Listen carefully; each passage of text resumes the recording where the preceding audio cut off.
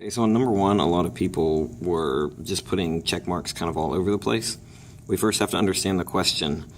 It says mark the correct box to match each function with its inverse.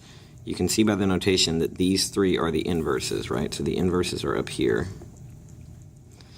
And these two are the functions. If I only have two functions, how many check marks am I going to have? I'm not going to have 6 of them. I'm not even going to have 3 of them.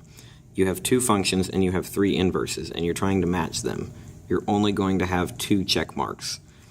So that's the first issue. Second thing is just actually finding the inverse. And some people just put check marks, but they didn't show any work. You must show work on this question.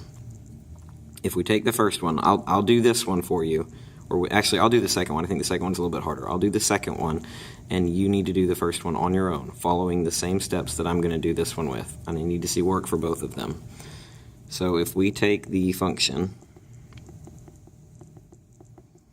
remember the first thing is to replace f of x with y. It's the first step. You have that written in your notes.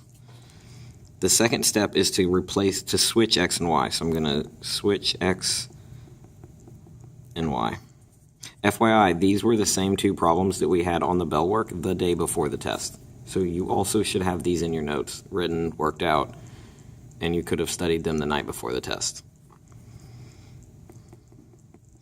Now I'm going to solve this for y. So I need to get things away from y. I'm going to move this to the other side.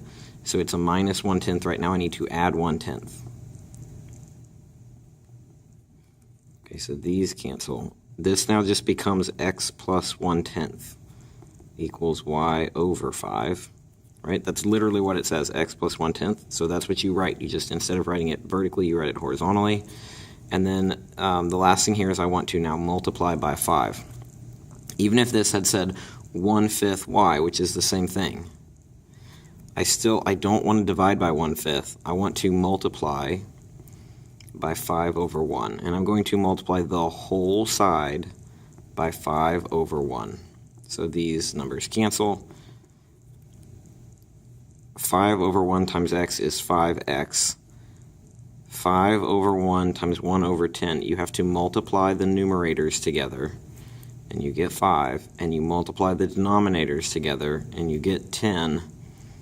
There's a plus sign in between the terms. 5 over 10 simplifies to 1/2. And you can replace y with your f inverse notation.